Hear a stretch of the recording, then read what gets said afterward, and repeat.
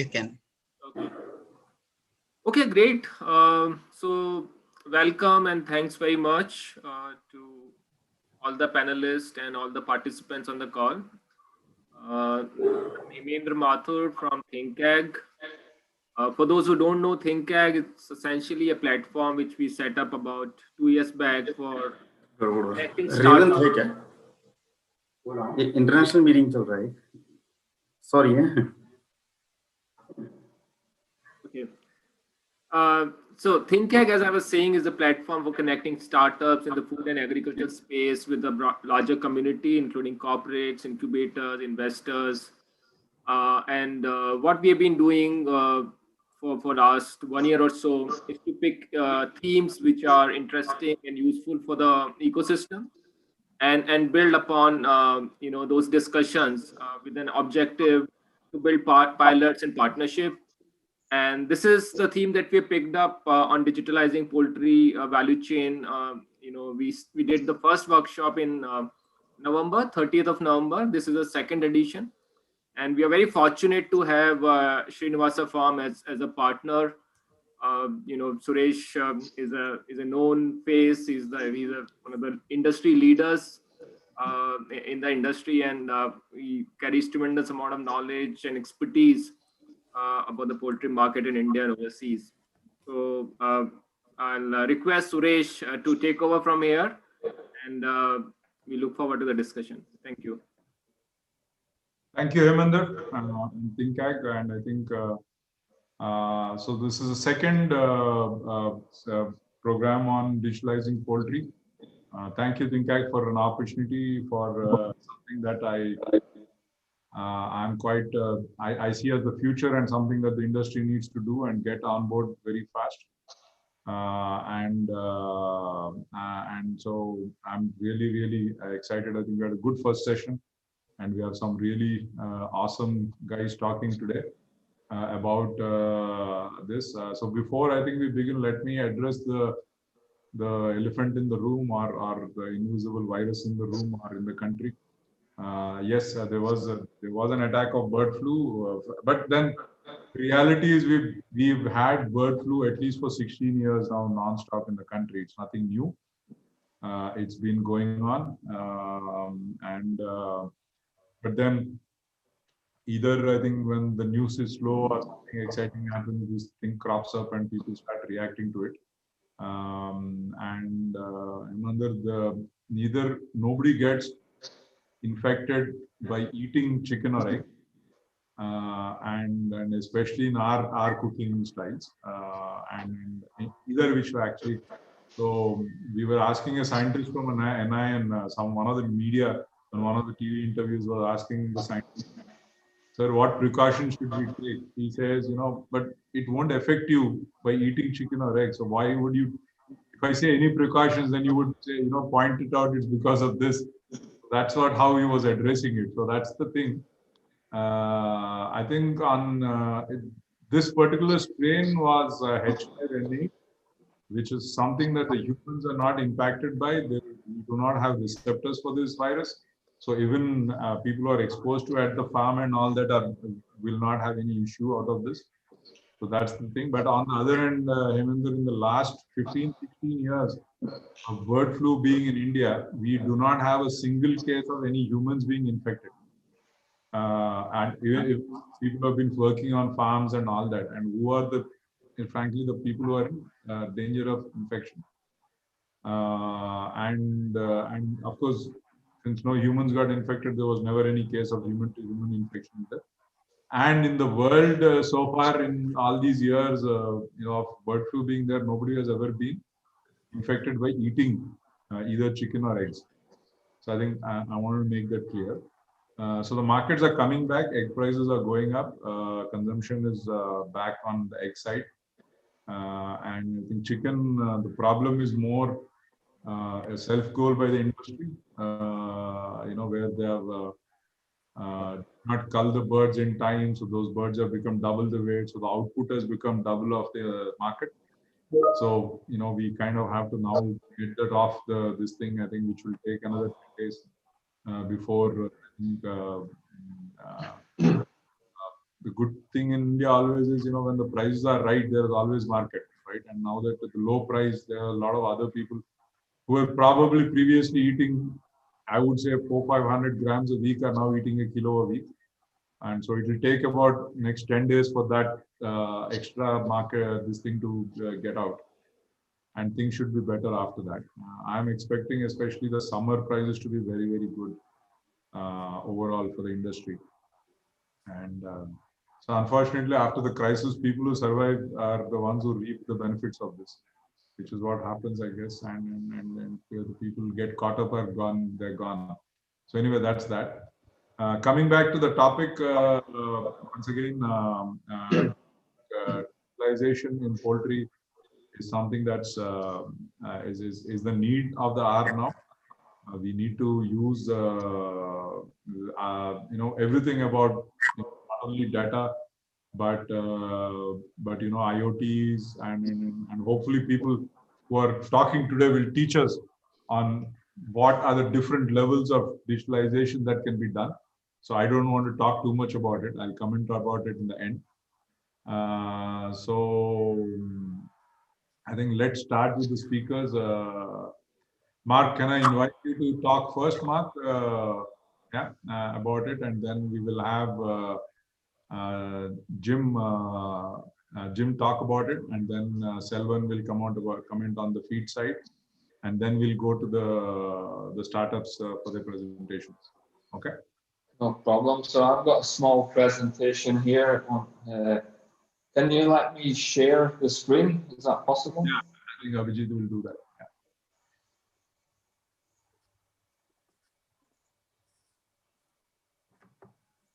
And if anybody has any questions, please type them up in the chat, and I will put it to the panelists. So anybody has any questions, please type them up in the chat, please. Good. Okay, thanks, Suresh, and thanks for the invite. And I'd like to thank Ag for hosting this as well. Before I get started, I would like to thank a couple of my colleagues for helping me out with this presentation and information. So Chris Renzelman and Jim Mallow, who's based in our head office in the US. So I'm going to quickly cover some of the scope of innovation in poultry breeding and just a little bit on sustainable broiler production. I think sustainable broiler production would take a lot longer presentation to talk about that on its own. So some of the topics I'll just quickly cover. I'll talk about the company I work for, AgClinic, and some of the systems we use. I'll talk about one of the important ones is what we call economic modeling. I'll go through that. And as I said, I'll cover some sustainable broiler production, and basically it'll be key take-home points. Automation, I will talk about automation, but again, very briefly, and what I would call the 3 stages. And with being in India a total of 7 years, this period I've been here for nearly 4 years, and here previously for 3. So again, I'll take my observations and I'll go through the 3 stages of mainly farm automation, whether that be breeder farm and broiler farm, and a quick summary. Okay. Just a little quote that I think is important for our topic, and this is from Paul Schickler, former president of DuPont. So feeding the world requires people of all educational backgrounds and skill to come together to spur the innovation and collaboration across the food value chain. So I think that's a good quote to start us off on today. Okay, AgClinic, I'll talk briefly about some of their technologies and data analysis we use in our R&D program. AgClinic, we are an R&D company, and this is what we do.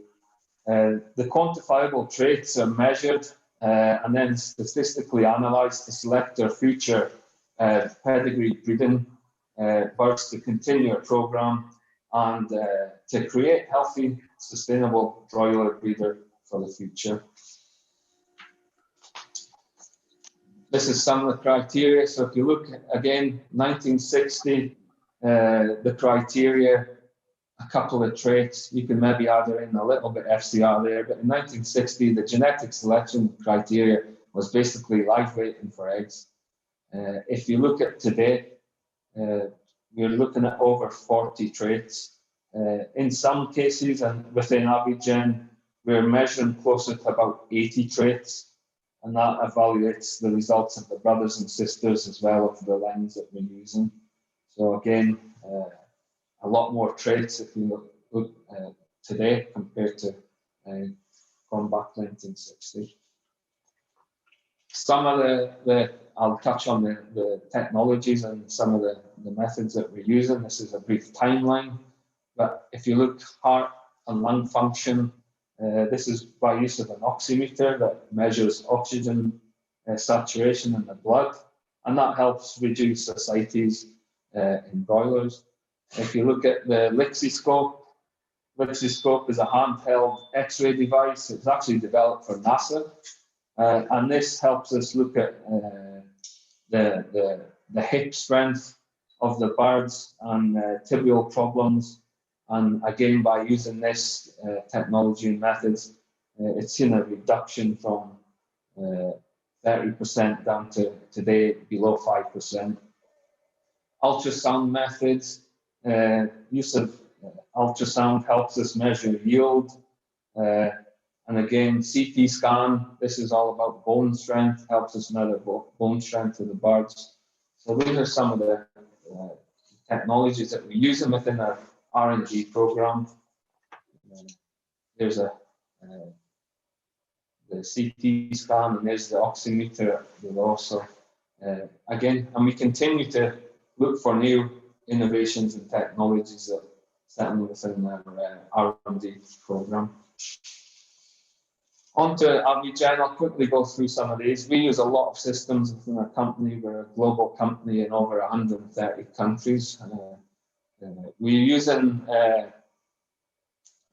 as Jim will talk a bit more, we use MTech, we use a Sonar, which is part of MTech, and these are commercial third-party software. LIMS is used within all our labs, and dynamic customer relationship management, that's used within our sales and technical team and with our customer base. ClickSense, I'll talk a little bit about that on the next slide. This is some of our in-house software that we've developed as well. So we have software used for hatchery data, breeder stat for breeder, broiler stat, economic models, the global data warehouse, FDQs. We have an in-house post-mortem system, and as you can see, there's quite a lot of systems there. I'll mention ClickSense because all these systems take us back onto ClickSense, which is a business intelligence tool to analyze data from all the different sources, and it gives us really good dashboards and quick reports. So that's why everything goes into that. This is just a quick example of this is breeder stat. So this is AgClinic using that tool, and this is customer data going back from 2012 until current day. This is parent stock, total eggs, hatching eggs per year. So you can see this is some of the tools that we use to analyze our customer data.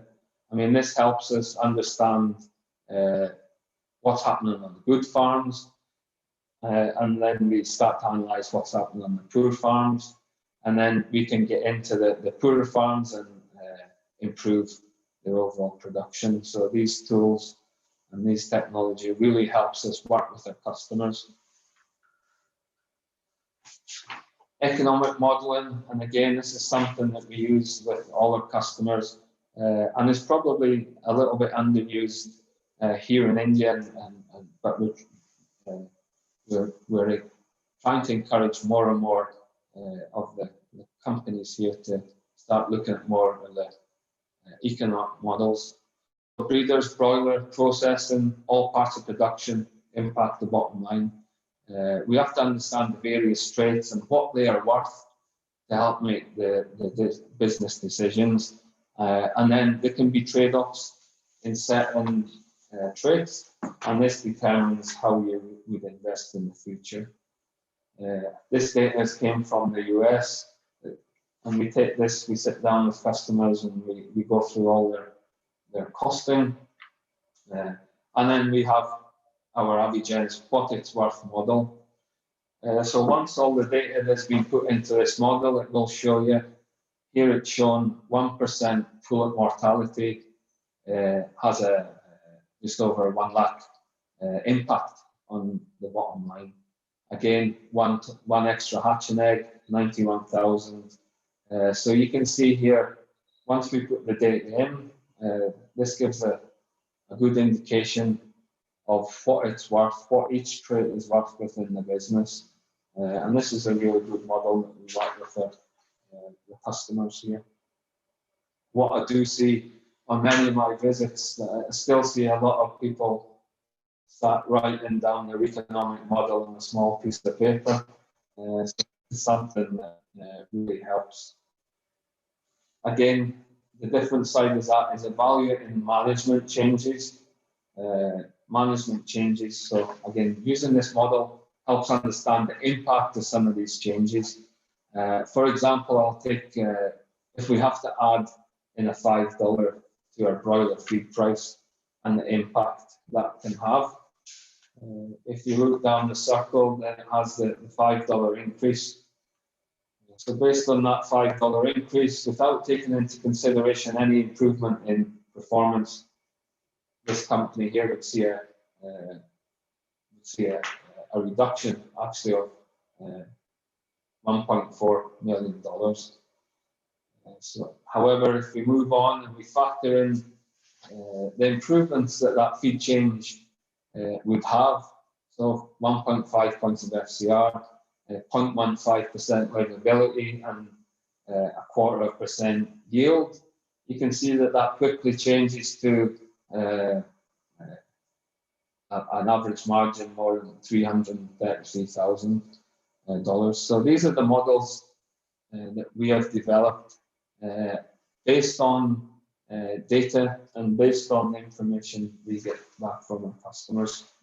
These things can really help in your decisions on how you take your business forward, and even short term. I know in India, there's quite a lot of short term decisions have to be made, but of course a lot of long term. But these models can really help.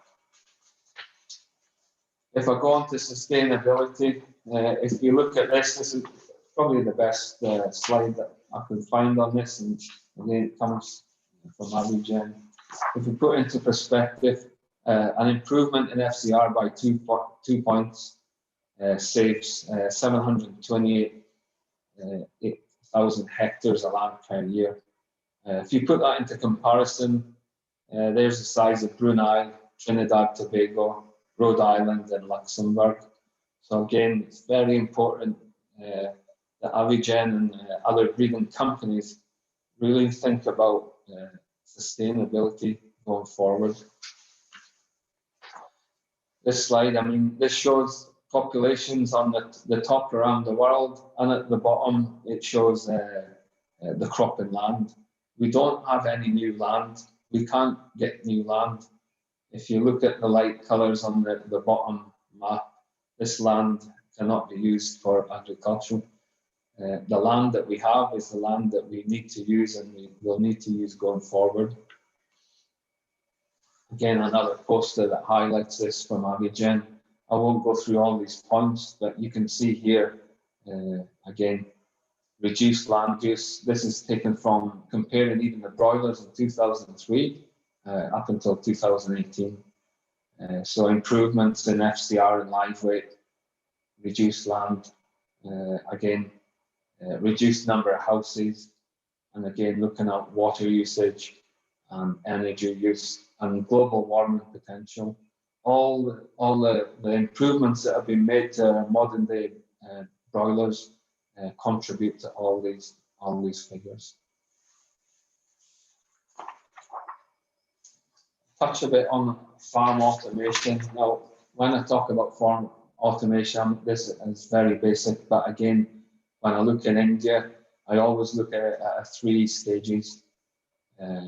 Many of the farms that I visit here in India don't have any automation, and of course, we understand why, and we understand the constraints, but that will change.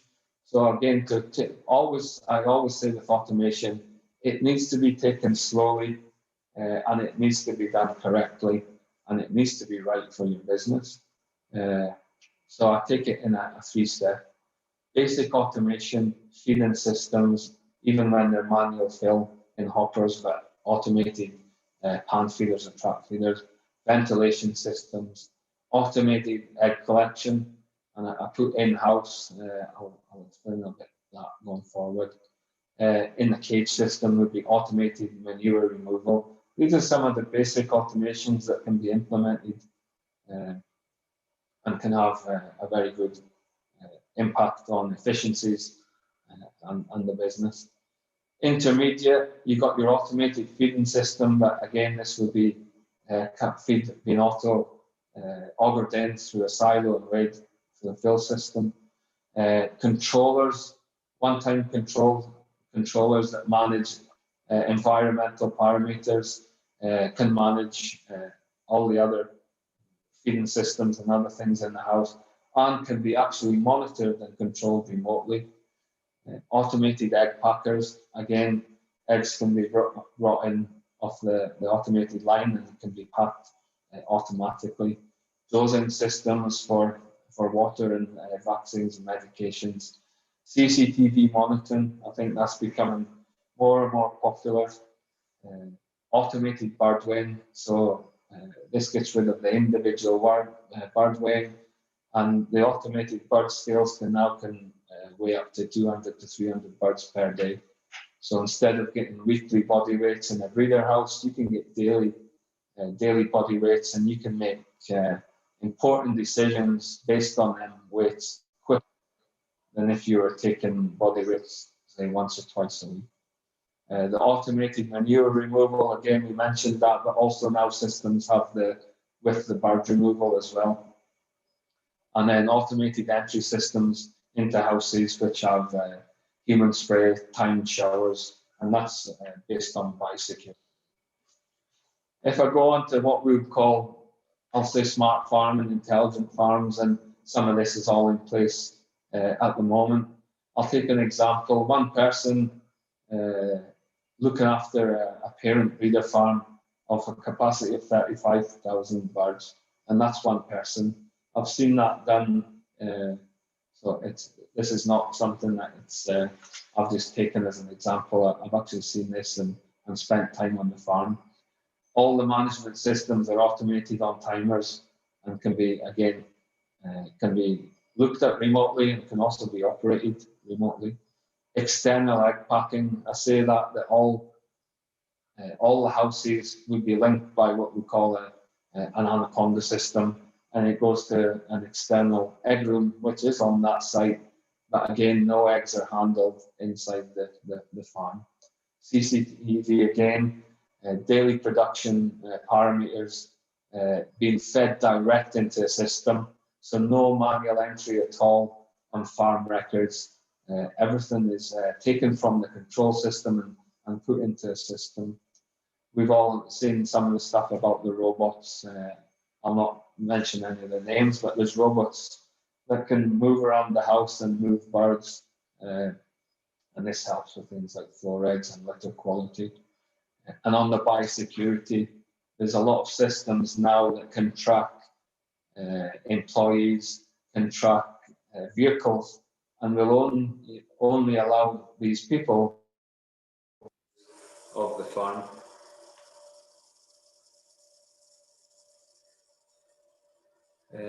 Other examples of this across all the sectors Battery 100%. would be proactive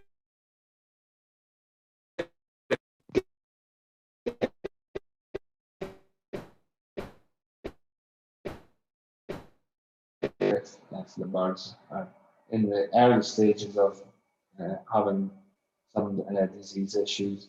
Bird stress level detectors as well. Automated processing that we've been reading about and already is in place in some places in the US. The de novo sex determination technology that is coming fairly soon, and it has been rolled out in some places, and the accuracy in this is. The other one, on-farm hatching, and this is for broiler farms. So again, birds being brought to the farm and actually hatched on farm.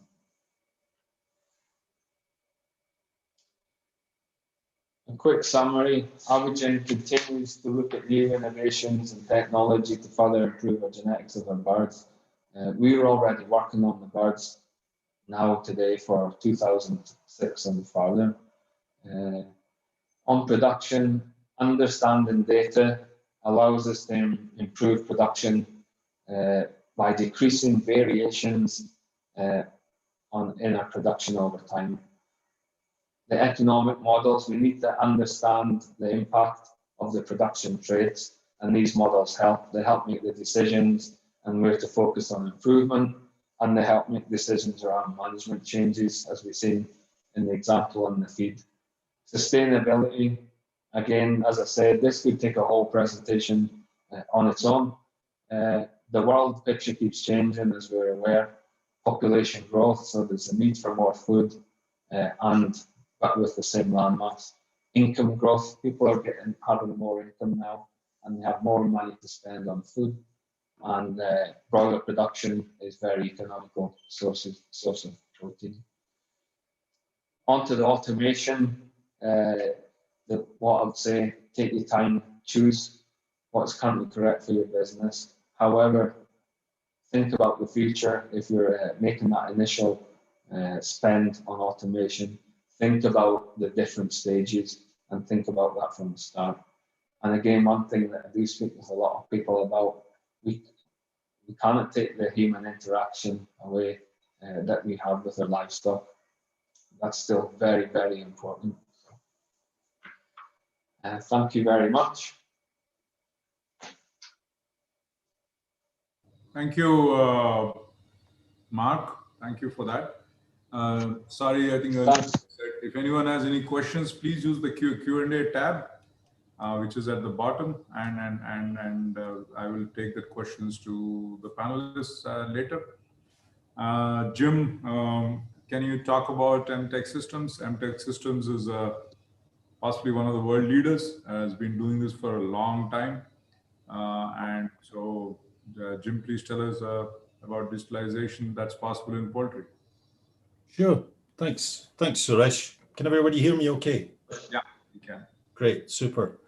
Well, thanks for the opportunity first to Think Ag and to Srinivasa for organizing this opportunity to speak today. I really appreciate it. And, you know, data is a big passion of mine. I joined the industry not quite back in 1960 when Mark's slides started off, but in the mid-1970s, I joined the industry as a young lad and really got a tremendous passion for data. I started with breeding companies, and maybe that's where that passion came from, because we've seen what Mark's just showed us too, but it's a tremendous example set by the genetics organizations of how to use data and technology to improve the performance and the selection process of the birds we use today, and the incredible improvement in genetics and bird performance in the field that we've seen both in the broiler sector, but also in the egg sector. It's just phenomenal if you look back. If you've been around as long as I, anyway,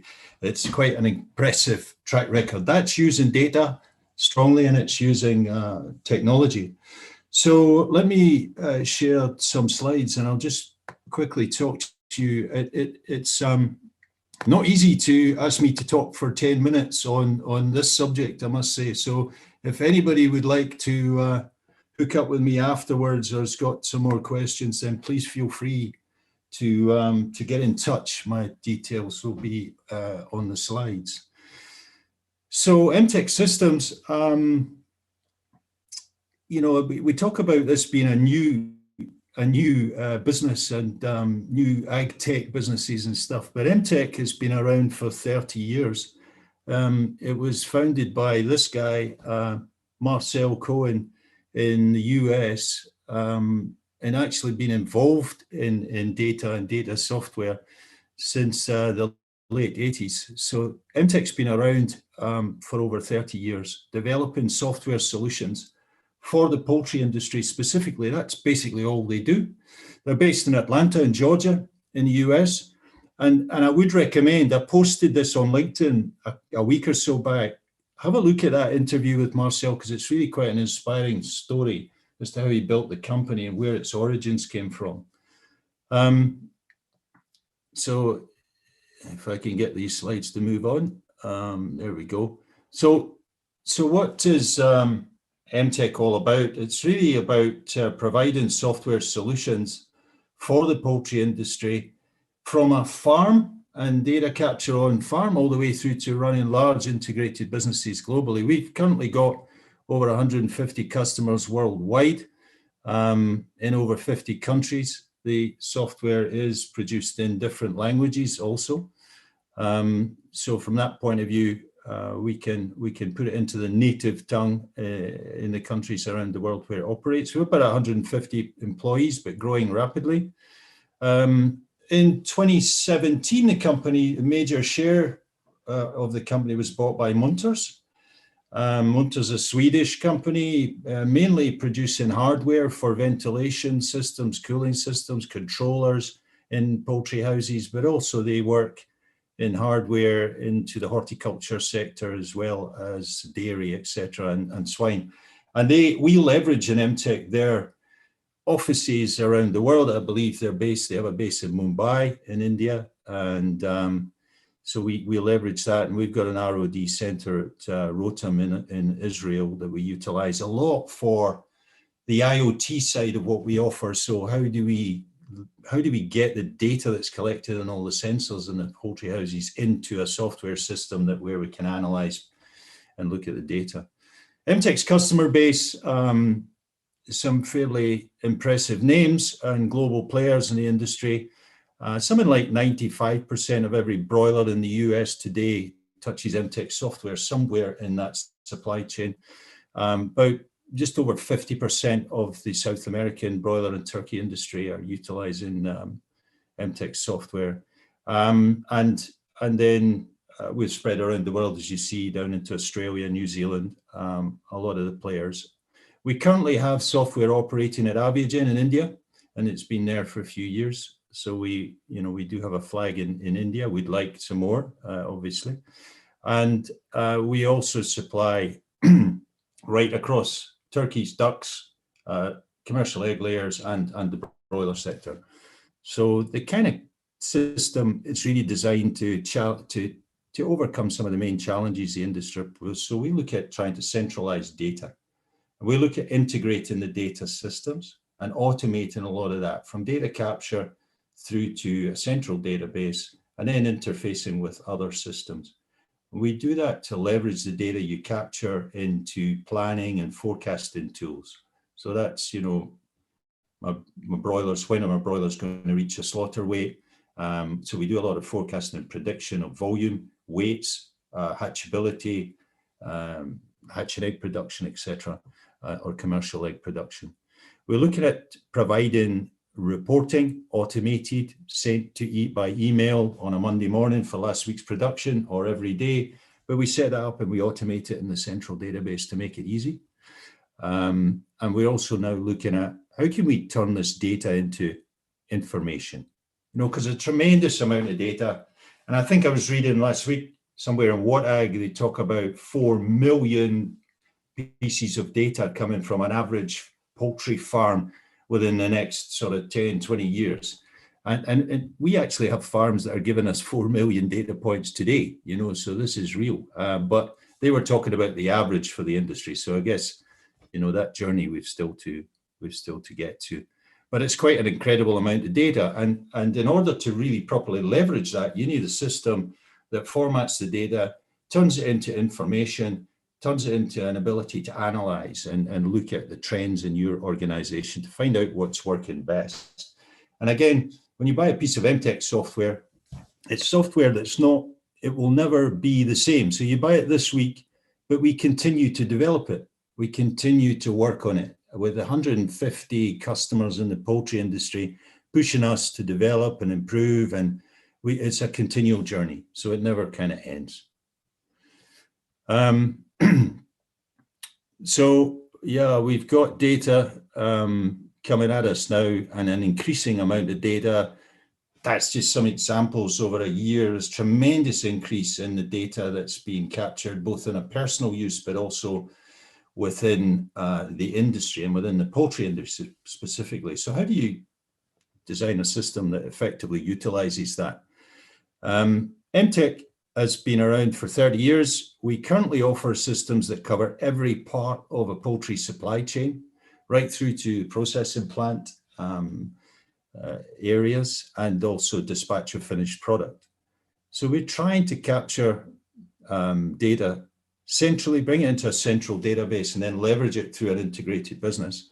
And we do that by automating data capture if we can, and that's directly using IoTs and sensors, but also handhelds or smartphones on farm for people to capture the information, daily transactional information, and bring it into a central database.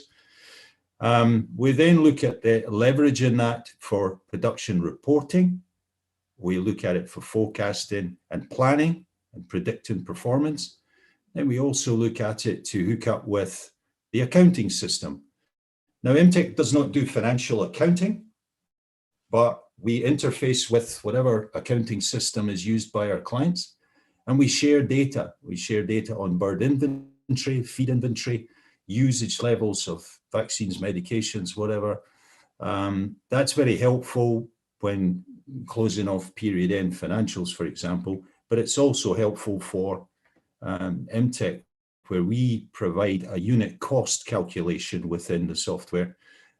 So we're looking at cost per hatching egg produced, cost per day-old chick, cost per broiler produced, cost per commercial egg.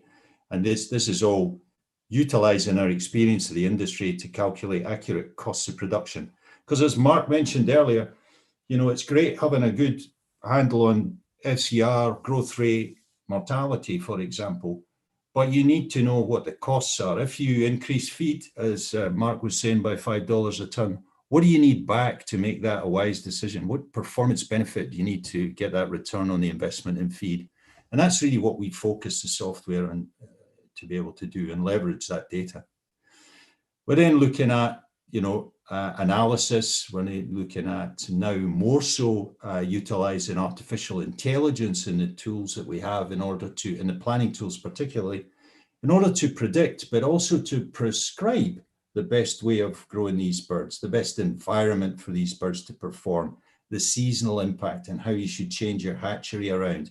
So we're starting to utilize AI, which is an incredibly exciting development that has been given to us because we can get data in the cloud and we can use significant capacity and memory to crunch large data sets. And this is where the term big data comes from. But AI, of course, allows you to crunch large data sets more quickly. And we're currently utilizing that now in helping our customers, both in planning and also in troubleshooting with large data sets. And then again, now we basically, this kind of infinity loop and a continual development, it never ends, which is the other exciting thing about the poultry industry. It's always something new we have to consider. You know, when the pressures over animal welfare over recent years have made us look at how we build in welfare into this, how we get censoring in to make sure we're looking after the birds. Huge on traceability from feed raw materials to which breeder farm did the chicks come from, all the way through the hatchery to the broiler farm or the commercial egg farm, following that flow of birds, following the flow of feed, but also following the flow of the raw materials, right down to micro raw materials that went into each batch of feed that went to individual farms and individual houses. So tremendous amount of information, and traceability is becoming more and more important to the consumer. Also looking at sustainability, how do we reduce our carbon footprint? So, you know, we've now developing the capability to look at CO2e and be able to add that to as another KPI to go along with egg production per hen housed and effectively kilos of broiler meat produced. What if we had a CO2e per kg produced? And we're actively working on that now with some of our customer bases. How we turn the data that is within MTech, because most of what they need to calculate CO2 footprint is already within our software, is then how we leverage that. So if we look at what that software is, this is I'm not going to spend a heap of time on this slide, but it's quite detailed. We currently have what we call protein software and amino software. Protein is our older version. It's for the larger organizations, the larger integrators. It's a very chunky system, if you like, a software that manages things right through the whole supply chain. And what we did over the last couple of years is develop Amino, which is a lighter weight web portal subscription service that will provide the same capability as Protein, but it's much lighter. It's also more designed for smaller businesses right down to individual farmers. And then we have the licenses effectively are split up within MTech, and you buy licenses if you're breeding farms or hatchery or grow out. So this is specific licenses cover specific areas of the business, and you can build it up. You can run them in isolation or you can build it up over time. So we're covering everything from capturing transactional production data in a house every day, bringing that to a central database. We link up with the financial systems to produce costings and help with period end closing. And then we utilize the data for planning. So that's looking at the real live production in each of the houses today, and then looking at running our AI algorithms on it and predicting what's going to happen over the coming weeks to the end of flock. Nowadays, very big in IoT. Thanks to Munter's help in the last 3 years, we're looking at connectivity with sensoring. I know that Avigen are utilizing this around the world in some of their GP farming already. And we've got quite a lot of customers where we're hooking up. Now, it doesn't have to be Munters or Rotom equipment. We're agnostic on the equipment side, but Sonar is the software effectively that will capture that data from farm, and you'll be able to analyze it. And it will also flag alerts if things are going outside agreed tolerances. Big in interfacing to other software systems, because MTech would like to be the hub, the central database. We like to bring in any other data from other systems around in the business. And then we like to work with accounting systems also to help really leverage data. And that leveraging now goes into business intelligence, dashboarding, as well as the standard sort of reports that you would expect to see in any business. Mentioned traceability, it's huge. And I think coming out of COVID-19, it will become even more important that consumers understand how their food is produced and where it's produced. And so there's a real need for visibility. And again, MTech's solution is a tremendous solution for creating visibility on your whole supply chain, almost to the point of being able to say, here's a finished piece of chicken meat on a retail shelf.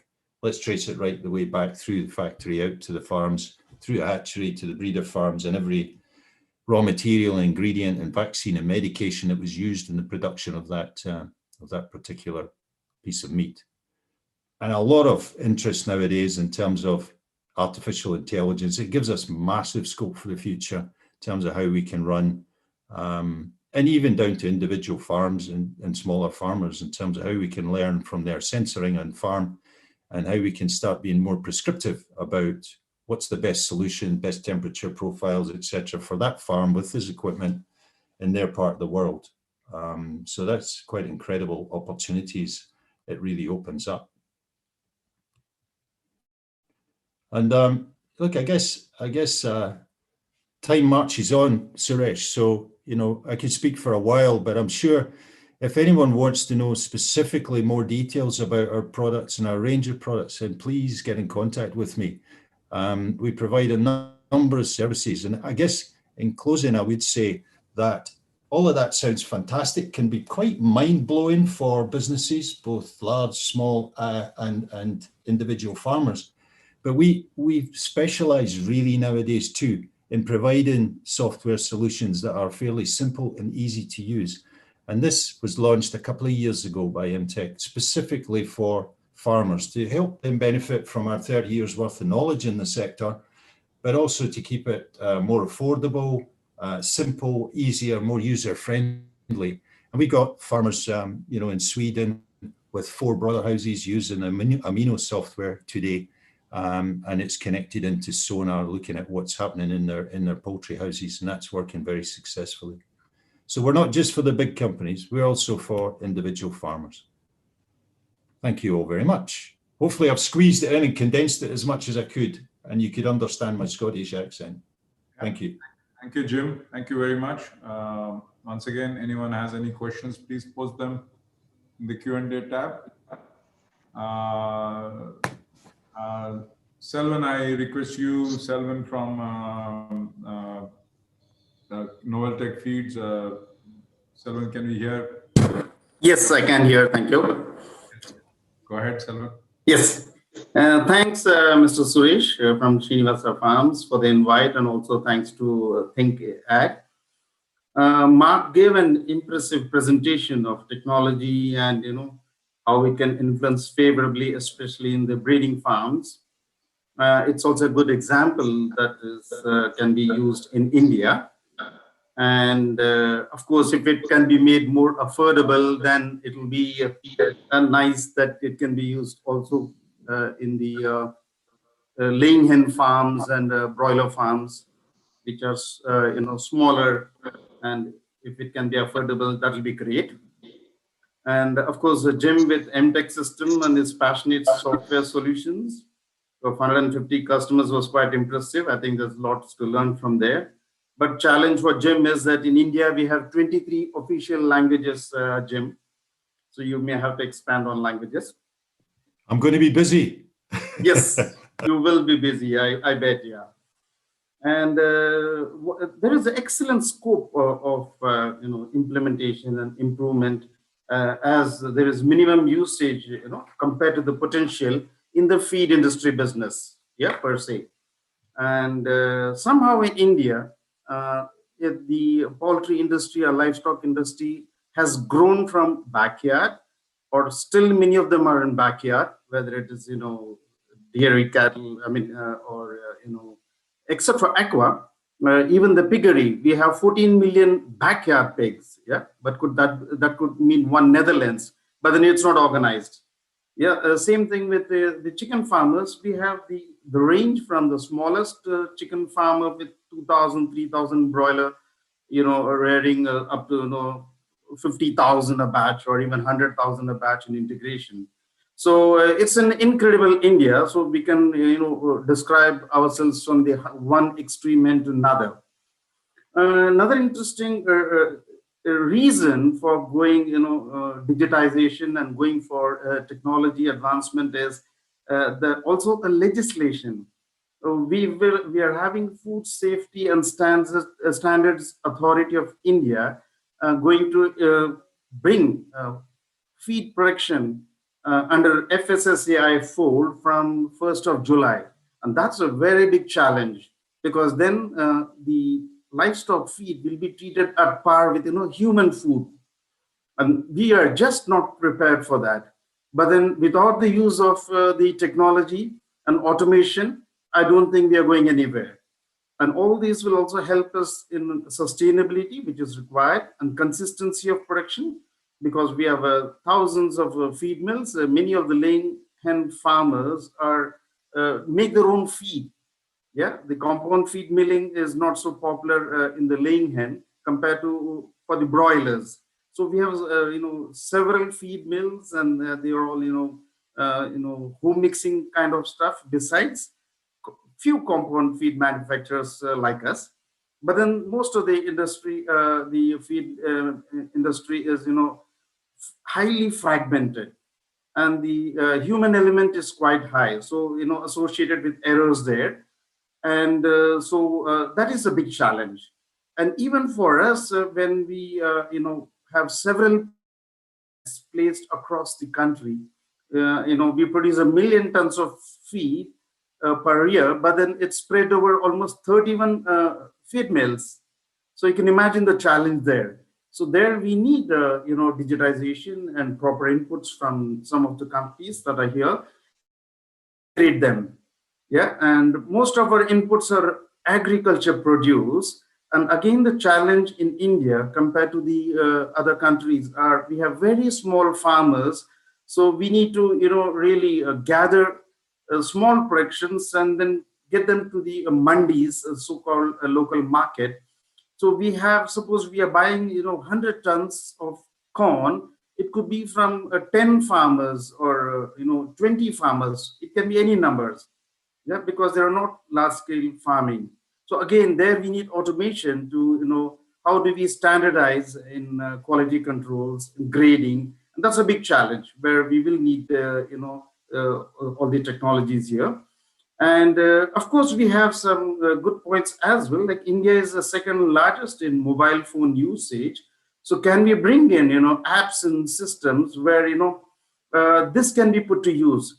I understand how the aqua farmers, small or big, can have installed sensors in their ponds, which is connected to the smartphones and can give the data like how much of feed has been consumed once they've been given, what is the leftover feed on the trays by weight, and if the shrimp larvae are very active because they sense the vibrations.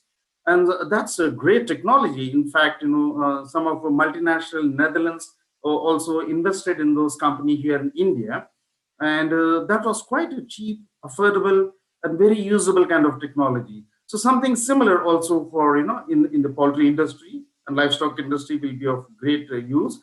And in India, internet usage is growing by leaps and bounds. So obviously the artificial intelligence and big data, and with the IT industry booming in India, I think we can really get these, not puzzles, I would say, get these links together and to make it something that we can put to a positive use. Yeah, and also continue like raw, like corn. When we get the corn, like I mentioned, we get from different sources.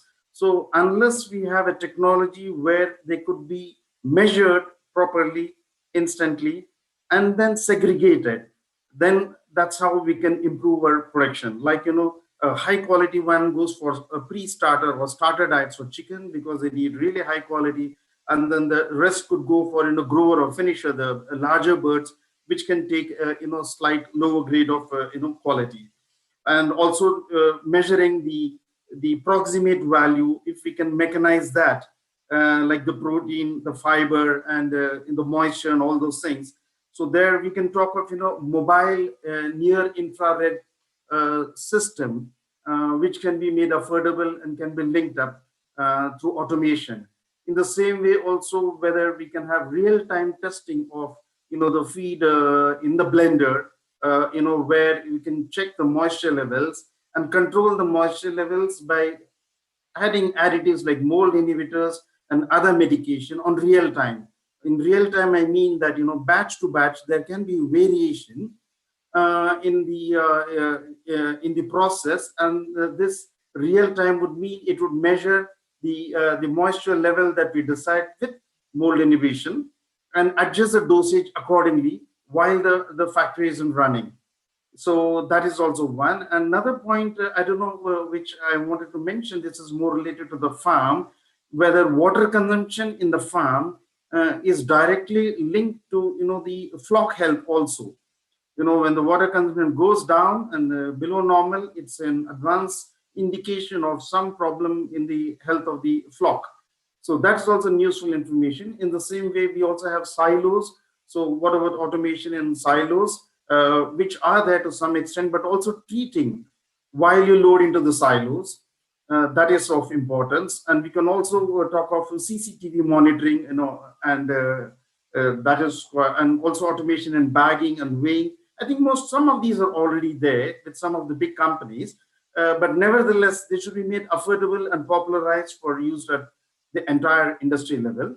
And I would also love sample that happens for premixed plants, but how can we do it for feed mills? That is one. Also about how do you stock at the warehouse.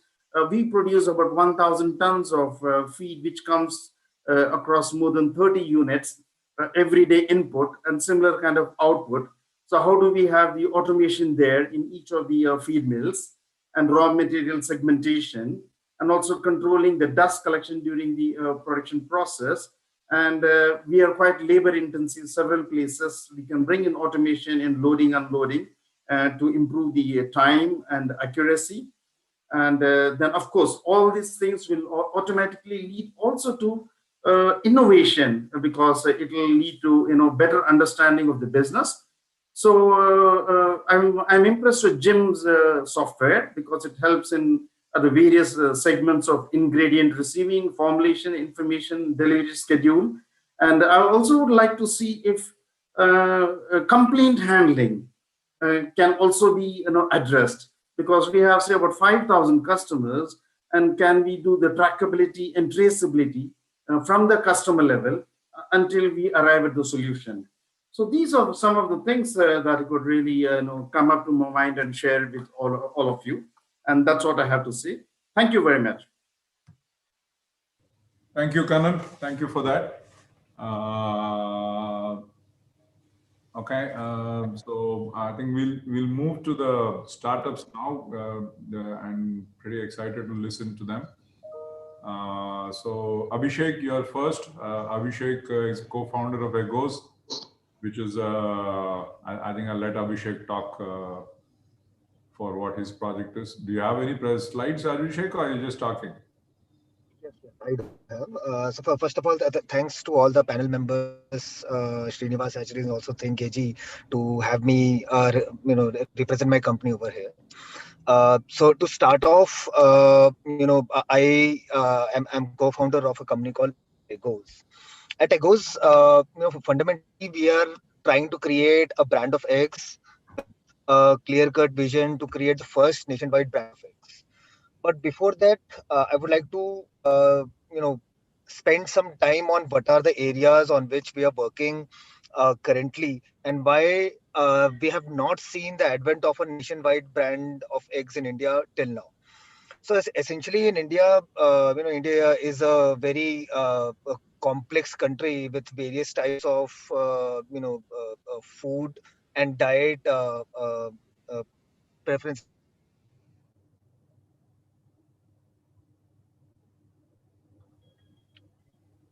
Even right now, 70% of the egg production in India happens in South Indian and northwestern states in India. While around 60-65% of consumption share is held with north, central, and eastern states, and due to which a sort of supply-demand gap has come up in India, where surplus supply is transported from your producer states to your consumption states. While we are seeing some early farmers and the farming practices growing up in the consumption states, but still it is taking a lot of time.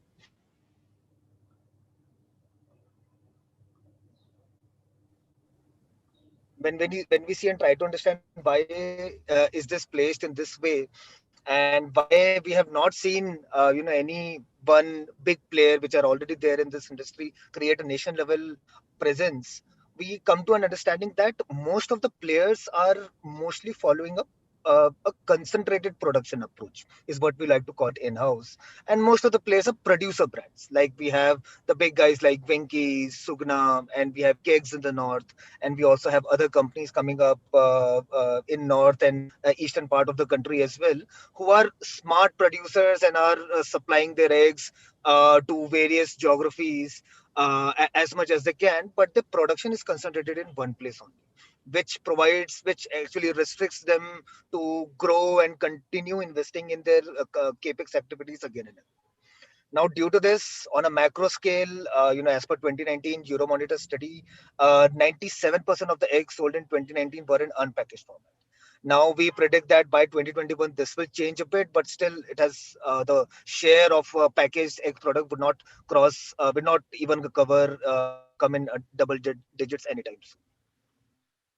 What we understood in our past 3 years of operation is that we will have to come up with an asset light model which blends technology and also a fast supply chain, so that we can scale fast and also make our products present to as many customers as we can in short amount of time.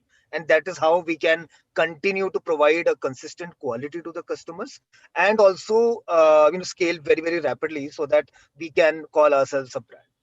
So Egos takes a sort of hybrid approach, which can be, say, we take a hybrid approach in terms of technology drive, as well as operational insight into taking care of the supply chain, and all of the eggs are provided to the consumers and to the retail in short amount of time.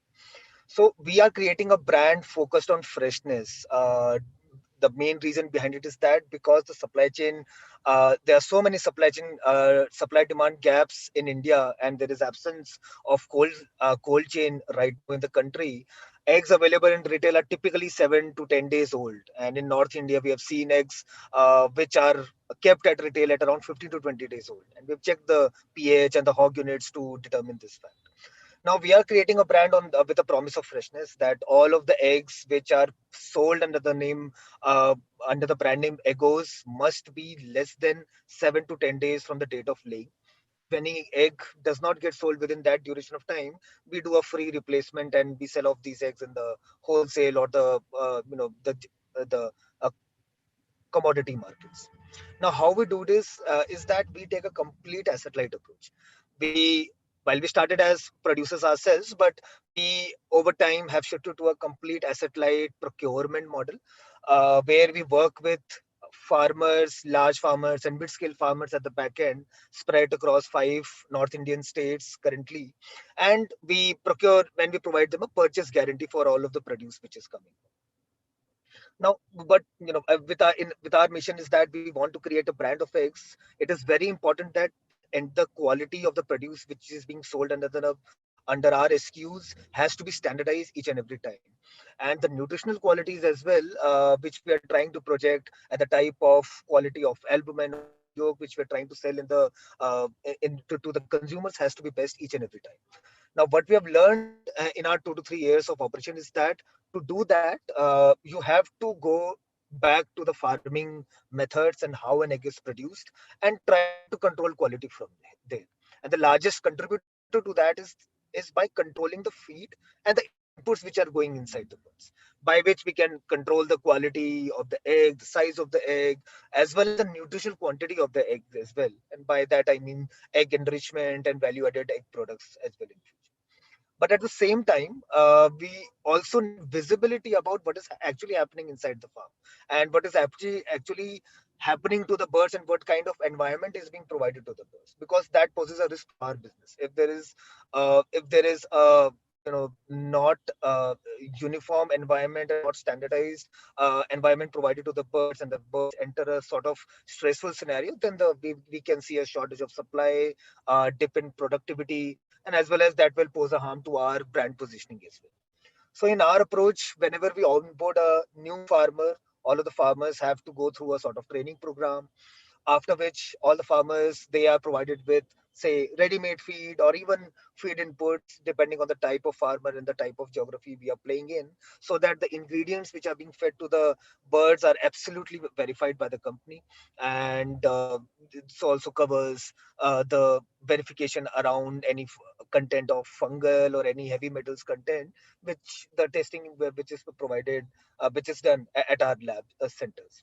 All of the farms use our IoT devices, as well as very easy to use mobile apps which are available in vernacular languages as well, so that the farmers can keep a track of how the bird's performance is going. And that also provides us an insight about what is actually happening inside the farm, and can we develop certain machine learning based solutions to predict the movement of birds productivity, or any of the productivity risk which can happen in future. After doing a purchase guarantee, we take these eggs, all of the eggs which are procured in a cluster of a radius of around 300-500 kilometers are brought to our packing centers, where all of the eggs are properly cleaned, sanitized, UV sanitized, and packed, and also stamped with Eggo's logo. And they are rolled out to the grocery shops, general trade, modern trade within 48 hours from the date of laying. And that is a promise on which we are working. That can we also reduce this number, further down the road. Right now we're selling, we sell two SKUs, white eggs and brown eggs as well, which are procured from brown birds. And we are able to meet our commitment that any eggs which are older than 10 days from date of laying will do a free replacement, no question asked. And all of the eggs come with a proper grading of eggs with uniform size, properly stamped, and the date of laying and packaging also stamped on the eggs as well. Here are some of the areas where we're working. Now, important part of a business, and this is where the center of our business lies, is that at the center of a business is our farmer. Now, without a farmer, we will not get a consistent supply, and as well as we will have to make sure and do all of the efforts and build our model in such way that the farmer is successful in his journey to do egg farming. So all of the farmers are provided with a dedicated account manager who takes care of his input and output needs, whether if there is any financial issues or productivity issues or supply issues, an account manager takes care of that. At the same time, farmers use a very simple and very easy to use mobile app, which is also available in Hindi right now, and we are also planning to add more languages in future, where he will essentially report to uh, 2 to 3 important parameters to us, which is how much production happened today, how many birds died today, what was the mortality today, and how much feed was provided to the birds. Basis on this, we do the backend calculation and calculate your mortality ratios and their productivity, moving averages around all of the different KPIs.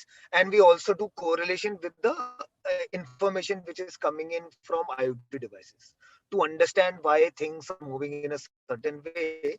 And that helps us provide, insightful information to the farmers in shape of smart advisories and smart recommendations with the help of our ML engine, which is up and coming as of now. On top of this, we also started thinking around what more can happen in this industry, because one of the problem statement which we saw in our 3 years of operation was that this industry is very capex heavy. If you have to start this poultry business, you essentially need around 1 to 1.5 crores just to start this business, with a minimum farm size of 10 to 12,000 birds. As you go down south, the minimum viable farm size also increases. There we have seen minimum farm sizes of 40,000, 45,000, and not lower than that.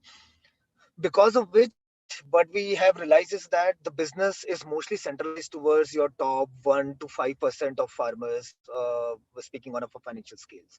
So this has mostly been limited to your rich farmers. But if we have to think about fulfilling the country's protein requirements and nutritional requirements, we believe that we will have to bring this model and bring egg farming to your larger base of small and mid-scale farmers, which is where around 30-40% of Indian population lies. So we have been working on a sort of model which we call as Pragati farming model, where what we did was that we actually redesigned the entire farm design which is currently used in India, and we did away with the two-story model which is currently used, and designed our own internal feed removal systems, our own type of cages, our own type of IoT devices which are very, very low cost, so that a farmer on our platform can start egg farming, investment as low as 1.5 to 3 lakh rupees, and a farm size of 250 birds, 500 birds, 1,000 birds. It's entirely flexible for the farmer to choose. With this, we have been currently working with an initial base of 5 farmers based out of eastern part of the country in Bihar. And we're also looking at some early farmers coming in from West, from Punjab, Haryana, and also UP region, where farmers who do not have those many large enough land banks to be able to, to be able to put them up as collateral and raise those kinds of heavy loans. But farmers in these regions have small land holding sizes. And with a minimal requirement of the initial capital of around 3 to 4 lakh rupees, they are coming up and trying to enter this egg farming model as well. And there, with our model of very low scale tech, which is actually practical for the farmers, and also by deploying low cost hardware solutions, along with our supply chain management of purchase guarantee and 100% delivery of all of the feed, farmers get a sense of comfort when they're working with the company. And we're trying to emulate the Amul model, which is already a success story. Till this date, we have sold more than 3 crore eggs in our past 2.5 years of journey. We currently are managing 150K birds under management. We call it BUM internally. And we are working with 10 farmers right now, which are a mix of large and small scale and mid scale farmers as well. We've raised some venture capital as well along the way, and we hope to use our experience and also our backing to scale rapidly across the geography and grow to try to build the first established brand of eggs. We have also partnered with Bill and Melinda Gates Foundation in a small pilot for the Pragati model as well. And we're trying to find ways on how we can scale the model and move towards the rest of the country and see that any person who wants to do egg farming, and which is a very reliable and a stable business model, any person can choose to do so as well. And in future, as we come up with financing solutions and for financial tie-ups, we hope to provide even better support to our farmers as well. We are a team of engineers and previously experienced entrepreneurs, and we have been working on this. We hope to work further on this industry moving forward. Thank you. Thank you, Abhishek. Once again, any questions, please type them up in the chat, and we will have Abhishek answer them in the end. And sorry, in the Q&A panel, not the chat. Yehuda, can you go next, please? Talk about Excite, I guess. Pronunciation. Yeah. Sure.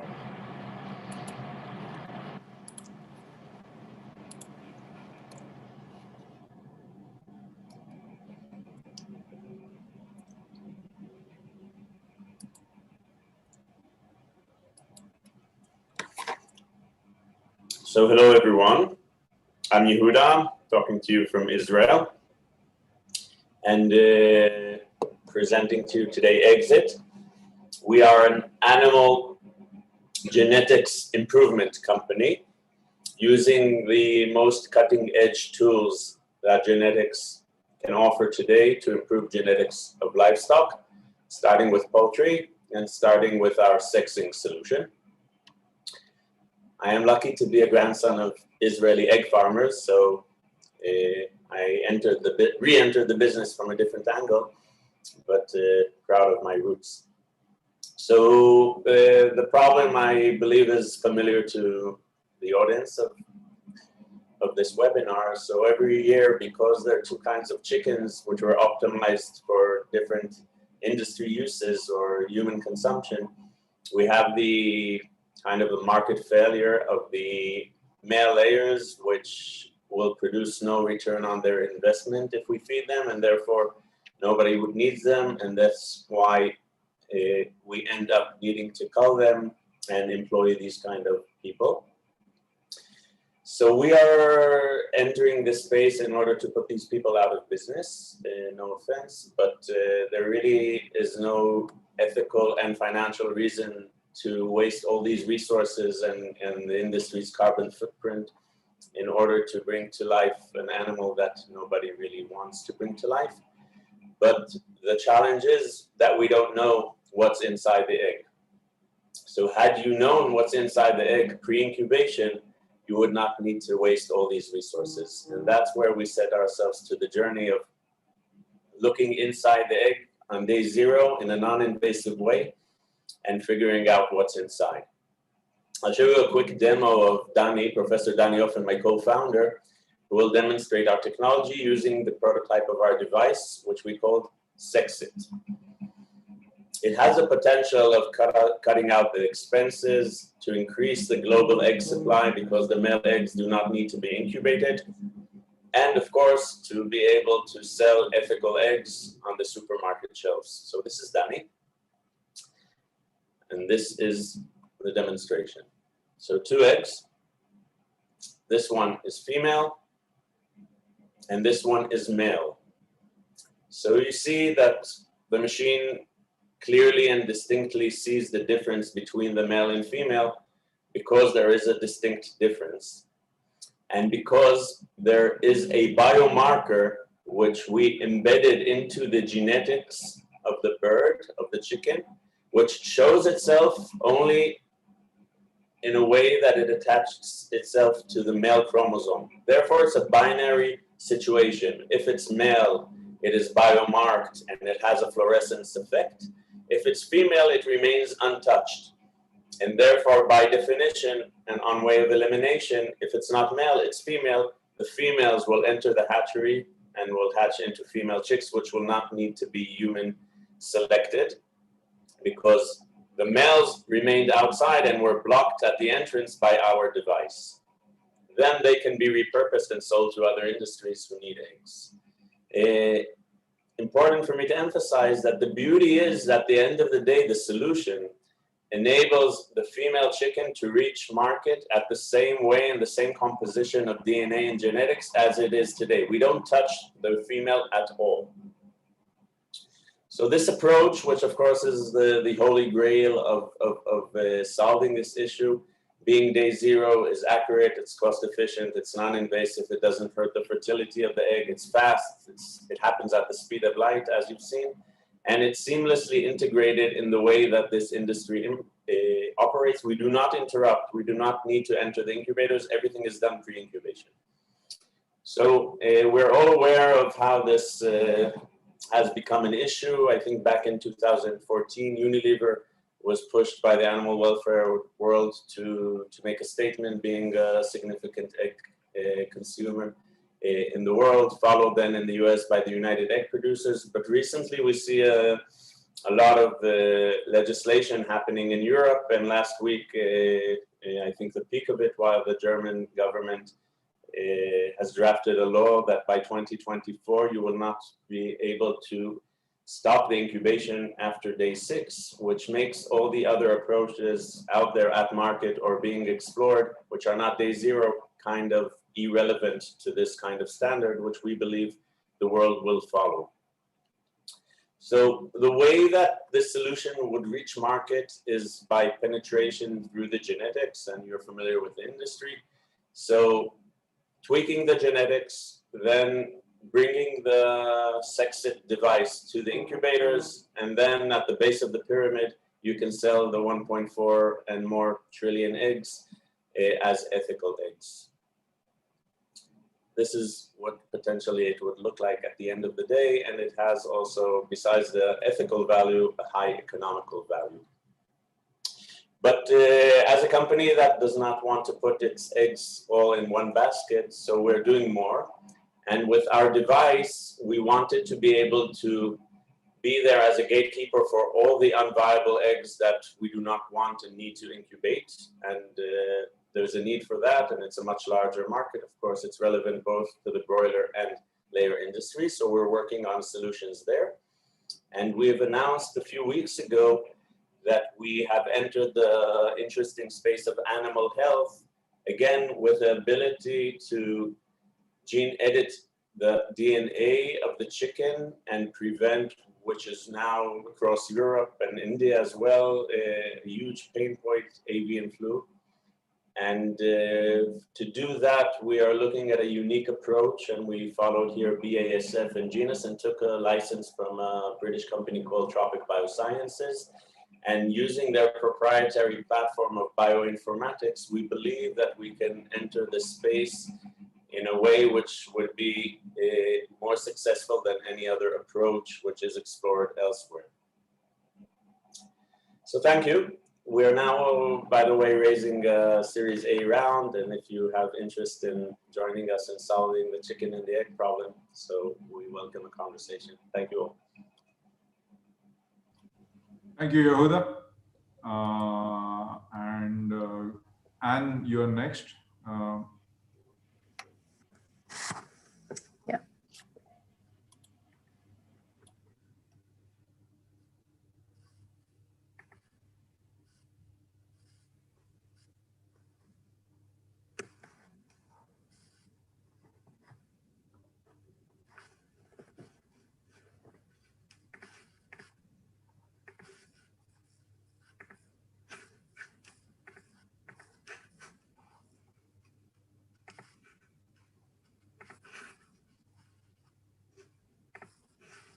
Okay, can you hear me? We can hear you. Can you see my screen? Not yet. No.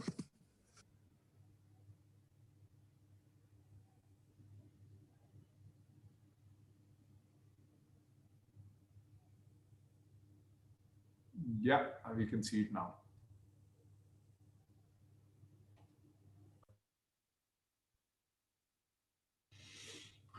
Okay, you can see my screen. Okay, thank you. Thank you for the introduction. Hello, I'm delighted to be presenting at this webinar in what is our 10th birthday year. I'm Anne Fleck, Managing Director of Eggbase Limited.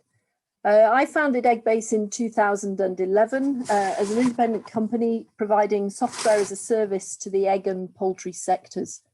The company is currently in a phase of rapid evolution through growth in its client base and the range of services it provides. Throughout its development, Eggbase has maintained a clear strategic intent to unlock the power of data for every user. The power of data lies in enhancing decision-making to improve productivity and traceability, and as has previously been mentioned, to support bird welfare, promote business sustainability, efficiency and compliance. So let me go back to basics and introduce you to the Eggbase family tree. We have a hierarchical user structure which gives controlled visibility to all stakeholders in the supply chain. Eggbase allows for permissioned data sharing. We believe the producer owns the data, and this permission data sharing can happen throughout the supply chain, which encompasses, as it says at the top, the likes of breeders, pullet rearers, egg producers, packers and retailers, and sideways into their eco support system, feed suppliers, auditors, vets, field teams, trainers and researchers. This data sharing is of course supported by our data sharing contracts at every stage. So an enterprise user but can build a group of producer users, which gives visibility of multiple user accounts. A producer user can belong to any number of groups. The more groups, then the more support from enterprise users who are focused on their particular aspect of Eggbase. So Eggbase consists of 5 software applications: Eggbase Packer, Eggbase Producer, Eggbase Assure, the EggSense Data Analytics Platform, and the new Eggbase Carbon Footprint tool. Data flows seamlessly between all of these. Eggbase Producer is written to ISO 27001, which is an international standard for information security. And although hosted in the UK, we see no loss of performance on the other side of the world. So let me take you through the purpose of each of these applications. Eggbase Packer is our client-server SQL database for packing station management. When egg grading is happening, the software links directly to grading machines such as MOBA or Sonovo, or we have synchronization routines in place with various existing other packing station software. Grading results then flow back to any packing station egg supplier who uses Eggbase Producer. Eggbase Packer is also used as a back office administration application for their supplier management, for egg traceability, quality control. It performs the farm billing, production forecasting, legislative compliance management, and benchmarking. And we have links to external accounting packages and other ERP systems. Egg-based Producer is our cloud-based software as a service application for use by pullet rearers and egg layers, whether chicken, duck or quail. We also have a version called Broiler Base for broiler growers. Both of these are used by all sizes of farm, with all types of sophistication or automation, from those with one chicken shed to those with hundreds of chicken sheds. Users are authenticated and authorized through an email address and password. And we have a daily flock book that sits at the center of the application.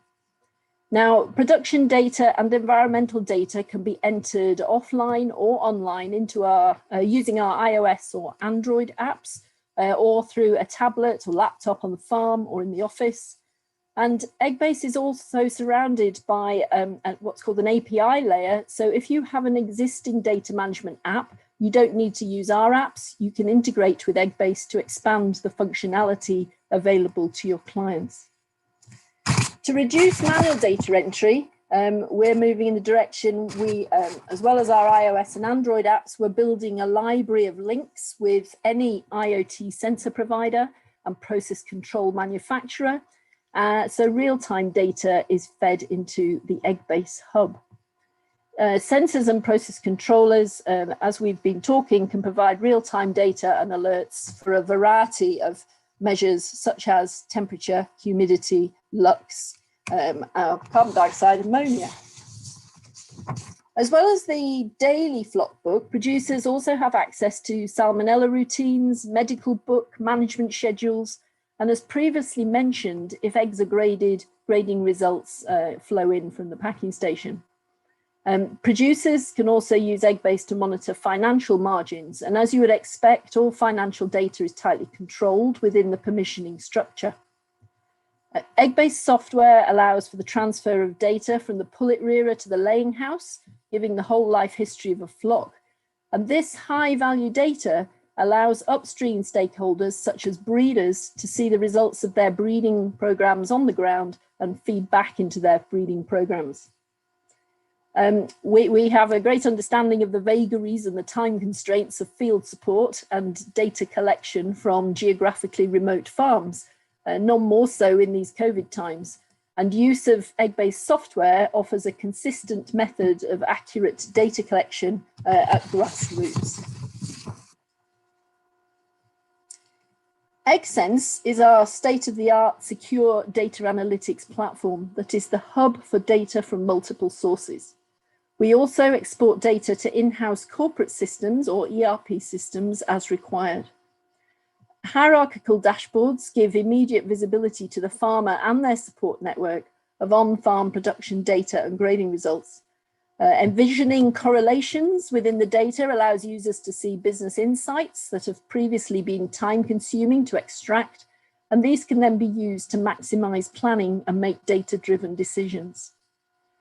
Producers can join benchmarking groups, so they and their support network can compare their own historical and current flocks against each other and against flocks of other producers in their groups for peer support and business improvement.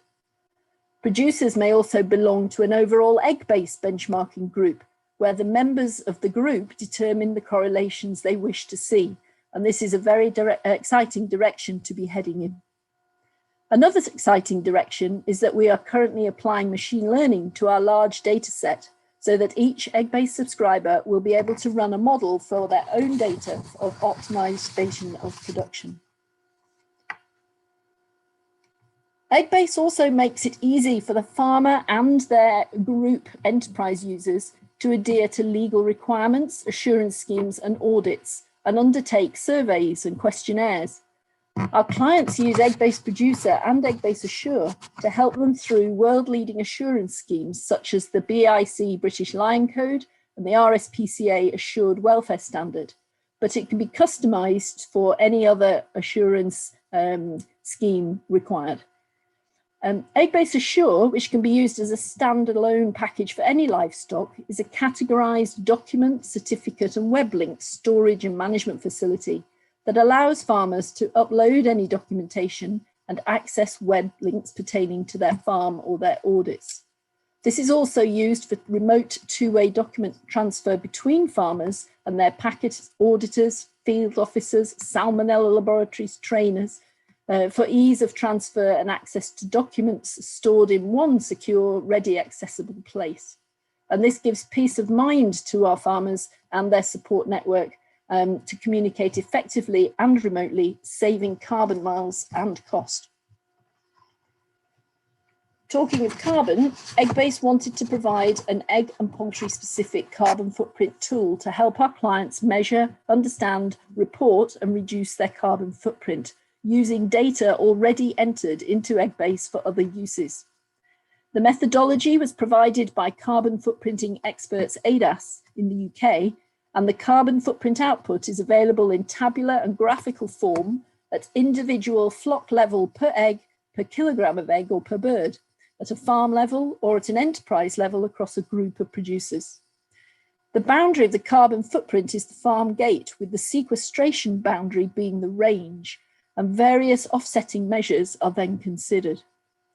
We're working with the Centre for Innovation and Excellence in Livestock, the Monogastric Science Research Centre of the Scottish Rural College, and the Linking Environment and Farming Resilient and Ready programme to demonstrate the strength of the egg-based poultry and egg-specific carbon footprinting tool to assist the poultry and egg industry in their efforts to reduce their carbon footprint. So to summarise, as we know, agriculture must find a way to feed 9 billion people by 2050, provide more food from a finite amount of land for less cost and with a reduced environmental impact. Agricultural data is a new farm product that can help deliver sustainable growth. Our subscription models have demonstrated the potential of technology to drive behavioural change in the agricultural sector. For example, egg-based subscriptions are paid for in several ways, either by the rearer, by the producer, or by the enterprise user who pays for their groups of producers to have access to egg-based. The latter ensures that the enterprise user has ready access to on-farm production data and visibility of data for remote conversations and farm visits. In exchange for sharing their data in data partnerships with enterprise users, the farmer gains access to the egg-based suite of software at no cost, setting them on the path to optimized productivity.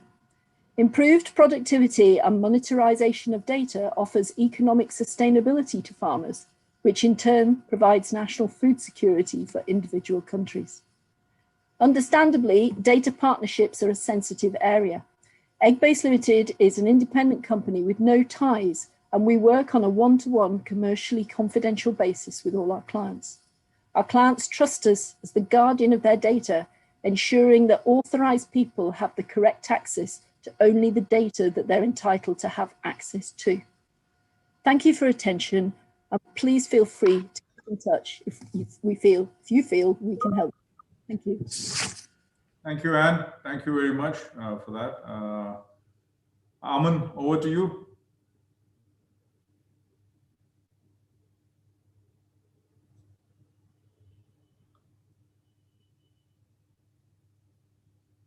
Is Aman not on the call? Did we lose him? Looks like we lost him. Okay. So anyone has any questions? I think there was some for Jim. I think he's already answered that. So Heminder, you have anything to start with? Heminder, any questions? Of course, I think there's no denying. I think the presentations made by the different, I mean, both Anne and I think Jim shown us how to manage and operate our farms for the future, and I think that's I think we will do ourselves big favors by getting into these systems. To me, people who don't start thinking of these and start doing this will be out, cannot operate farms anymore. I'm sure Mark can add to that.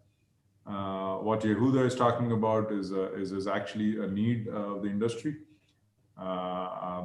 and I think we need these solutions now. And I think with technology growing and understanding growing, and hopefully we will have a solution to the male chicks. And I think, of course, I think the challenge is would governments or authorities accept genetic modification?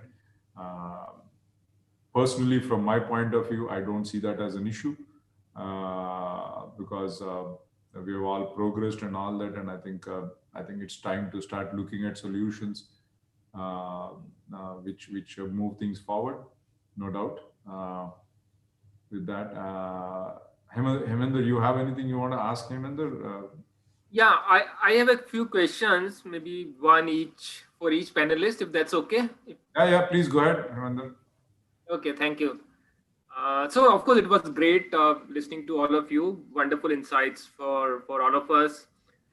So my first question is to Mark. Mark, you talked about very interesting software tools which Aviagen has built.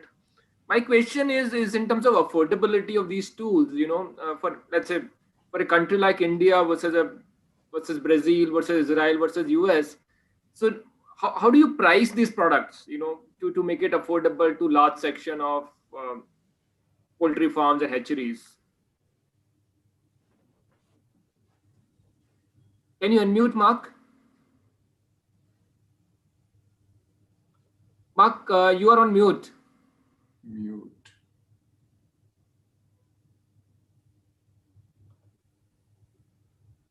Okay, somebody can somebody unmute Mark? Abhijit? He's not able to unmute.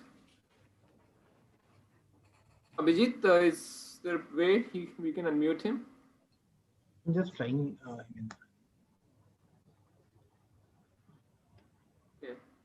I guess that applies to both Jim and Anne too, and of course I personally don't know what is the how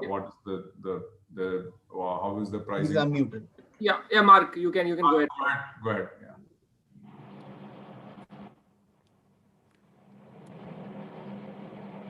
We still can't hear you.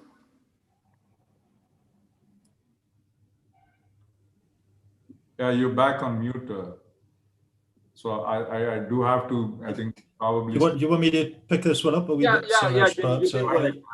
I think it's a really good question, and I guess even in our own personal lives over the last few years, we've seen technology become more and more cheaper in terms of the hardware, and I think that's the drive to make it more affordable to farmers in India or wherever around the world. We're doing quite a lot of work in terms of piloting cameras and everything like that, and the whole push. Being a chicken farmer for quite a long time in my career, I mean, we need to get things more affordable, and I think the drive is on to maybe help utilize through artificial intelligence, interpret data, maybe not from the most high tech of equipment, but learning how to use that so we can get lower cost cameras, lower cost sensoring and equipment, but still get the benefits of that through the software and through the algorithms we provide. So there's a constant pressure from us, from MTech, to trying to drive down the costs of the hardware to help provide these types of services to all farmers and not just make it, to the larger with greater financial backing. Right. Thanks, Jim. And Jim, you also talked about AI models that you have developed using multiple data points. You said 4 million data points that's captured. So these AI models, are they portable across countries? Let's say AI model developed in Brazil, can it be applied to hatcheries or in farms in India? Are these models portable? Oh yeah, absolutely are, and we've got. I mean, the data is owned by our customers, so effectively we don't use their data in terms. Some of them, though, are allowing us to get more and more into using data sets anonymously to train our models, and then the key thing really is to benefit a customer. We need to be looking at their data in their part of the world with their equipment, their nutrition, their breed, because that means that we really powerfully using that artificial intelligence. So we can train the models using anonymous data, but ultimately we need to be using the data of the client and get it closer to providing answers that are relevant for them in their part of the world. But they are portable for sure. We could use them. So that's good to hear. That's very good to hear. We need not reinvent the wheel if the models already exist. No. Great. Thanks. Selvan, are you on the call? I think there's pretty high uniformity in how we operate across the globe now, Heminder, at least on the basics level. So I think, yeah, I mean, there's variation in maybe feed formulations and all that, but I think software should be able to handle that. That's good to hear, Suresh. That's pretty good. Selvan, my question to you is: you talked about automation in the supply chain, including feed mills, etc. The question is, in automation, typically you need to make some upfront capex. Do you think the farmers or the hatcheries have those kind of sort of, are they ready to make that kind of investment? Are there any sources of financing which are available to them? Because I think that is so critical to drive automation. Yeah, it's a good question, Hemendra. The range of poultry farming, or the cattle farming, or to lesser extent in aqua, is very advanced high-tech farmers to the very minimum basic kind of farmers. So, but then there is going to be a drastic change coming in future, because if the food safety legislations come into force, then it is the government is not going to discriminate between poor farmer and affordable farmer, because it's food safety. So which means you have to have it in place to continue this animal protein business. So that is as far as legislation is concerned. Number two, because whether we talk of dairy or we talk of poultry or aqua, we rank among the top 1, 2, or 3 kind of positioning in the world. So which means we have scope for at least introducing this automation, which can be replicated later. And like Jim was mentioning, that if the volumes go up, even the prices can come down. So India offers such kind of market. So we need to demonstrate, and this is now becoming a necessity, considering the COVID, the lack of movement of labor. We need automation for so many things that we all have discussed now, about sustainability, about quality, about human errors, about efficiency, and all those things. And coming to your second part of the question about the financing, yes, I think a lot of scope is there for really supporting such kind of projects. But then very recently, only in the aqua sector, the government has really given some impetus and is offering some finances which are attractive, but nothing much really for the poultry. Yeah. Okay. So Heminder, I think Aman is back. Aman, do you want to do your presentation quickly, Aman? Are you there, Aman? Hi there. Can you hear me? Good evening, everybody. Not I would like to apologize. I being in NCR region, today's internet quality being very badly suffered. If you are not able to hear me, I would like to give a pass. Yeah, your voice is really cracking, Aman. We can't make out what you're saying. Okay, I would like to give a pass because today internet connectivity has suffered a bit in Delhi NCR region. Yeah, I know you're having issues there, unfortunately. Aman, let's see if we can accommodate you maybe next time. Really sorry about that. Yeah. Sure. Take care. Sorry, Aman. No, your voice is not clear, so I have to skip it. Yeah. Abhishek, my next question is to you. You talked about the fact that 97% of the market in eggs is unpackaged, unbranded, right? What will it take to convert a part of it, let's say even 10% to branded eggs? What are the 3 things that are needed to make that happen?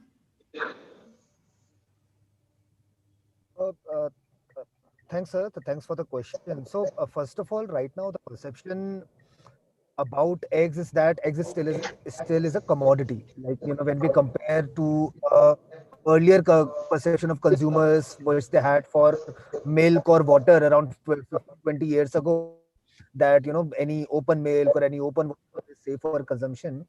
First, that perception will have to change. So, ourselves, and there are as many players as they are in this industry, everyone will have to take the onus of, getting that message across to the consumer that, freshness is important, what all is inside a particular egg, what sort of antibiotics or hormonal diet is provided to the birds, what sort of environment is available in the supply chain as of now in the country. So all of this information in various forms and formats will have to be provided to consumers. At the same time, any brand which is hoping to build a sort of front end position has to be consumer focused. Right now, from our experience and from our perspective, we see that all of the brands which have a sort of positioning in terms of scale of volumes and scale of production are production centric. They're trying to squeeze out extra, say, 20-30% margin or save the production cost, and because of which the quality which has to be provided to a customer is not really to the highest mark. And this we have seen directly after testing all of the samples which are there in India. Second, eggs will have to become exciting again. Just like it happened with milk, where various kinds of processed products started coming in the market from various countries, and various kinds of ready-to-eat products also started to come in the market. A similar approach of product innovation and also processing will have to start in India. And while it will start from some early adopters and then move towards your rest set of adopters, but that initiation has to be there sometime, so that in the next 5-10 years we can see that the adoption of packaged food products grows rapidly to 10-20%, even beyond. uh, that all of these factors should be kept in mind.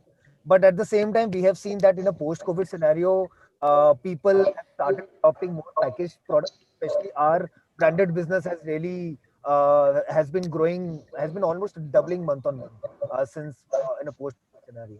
And we believe that as customers are getting more aware, the trend should continue.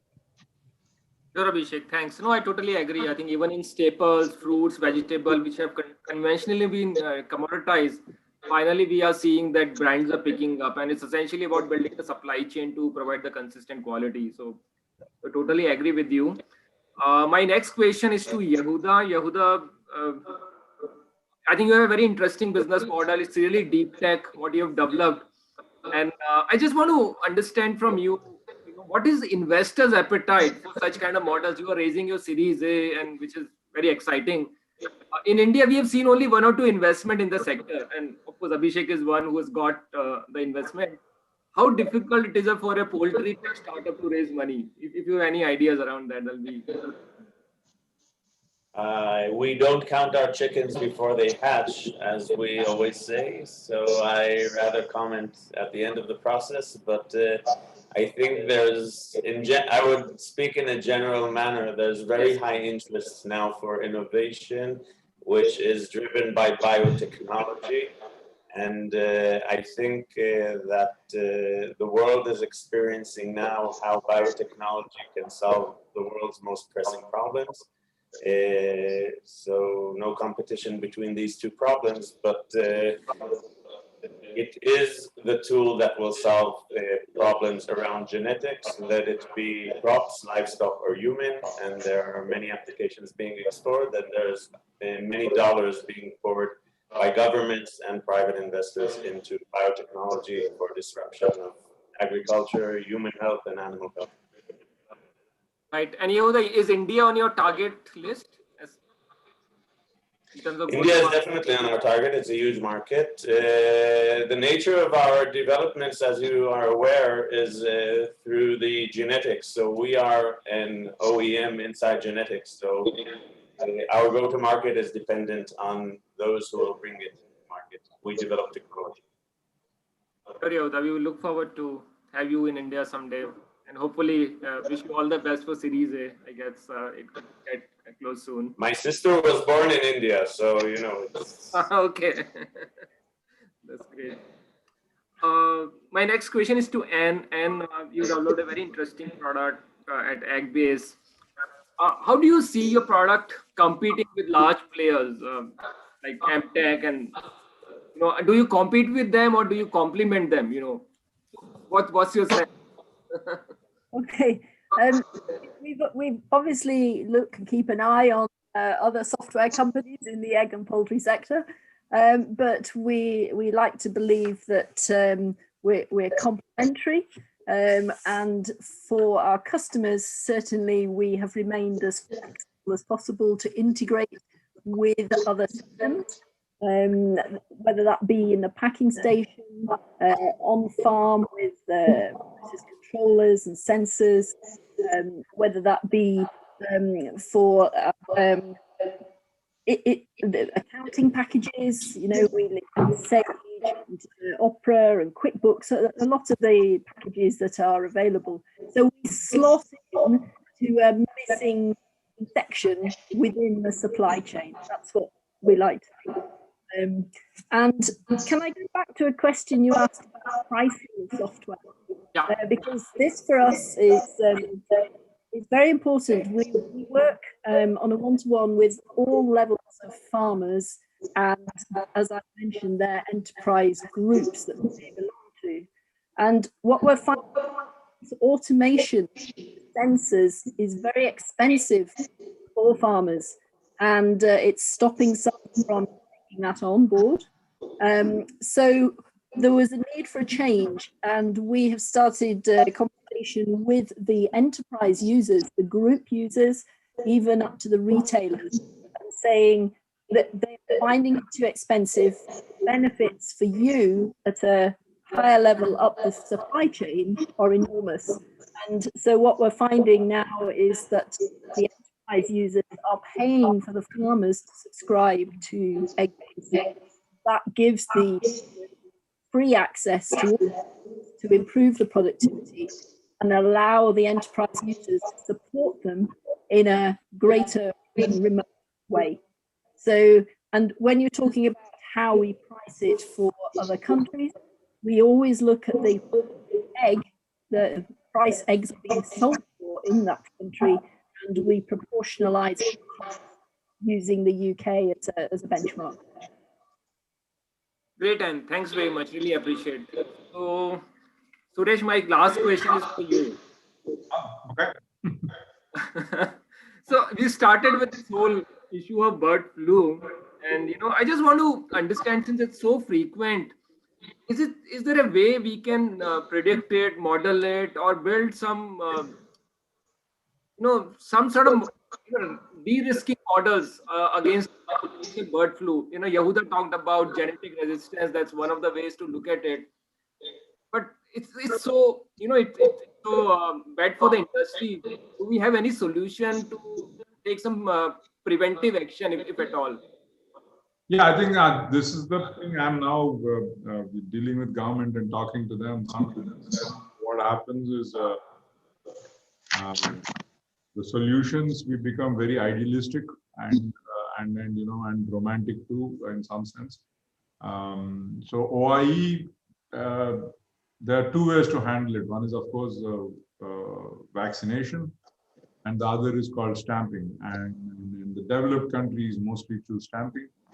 Stamping is like identify the problem immediately, go to the farm, eliminate all the birds that are not dead yet, and making sure that they're disposed in a manner that the disease doesn't spread. And also, I think between 5 to 10 kilometers, all the farms and all the birds, right? I mean, this is wild birds. Everything are liquidated. And then they are compensated, the government compensates, and that's one way of stopping the problem there and stamping it out right there. And so on book, that's our policy, right? And on the issue is we have only one lab for the entire country to monitor that, right? And then it was kind of like how Heminder, when COVID started, only government labs were allowed to test. And then they made it really hard for, that's how, but eventually now if you look at it, with the private guys doing it and all that, now anybody can get tested anytime they want in the country. And then we are able to better monitor, right? And now if you imagine the stories that were going on in media in April, May, about is there enough testing happening and all that, but now that's not the question in India, right? And then we have been able to control. So these are the problems, Hemendra. And I found out that officially we can't even buy the reagents. I have the equipment to test it, but I can't buy the reagents that are needed to test it. And even if I do that, I'm not a certified lab to do. So without testing, how are you going to stamp it out? First point. And then the problem is the state government is responsible for doing this. And when it comes to compensation, you know how they are. None of the state government's finances are in great shape about doing that. So that's one side. The other thing is vaccination, right? So there it is not allowed officially in the country, and which is, I think, a very dumb policy now, because when you're not able to do it, you should at least allow vaccination. Now, typically vaccination is like countries like Brazil and US are not very keen on vaccination, because that means the exports get impacted. That's not an issue for India to a large extent. And even now within this, again, Hemendra, there are two kinds of pathogens, which is a low path and a high path. So right now the H5N8 is on a high path.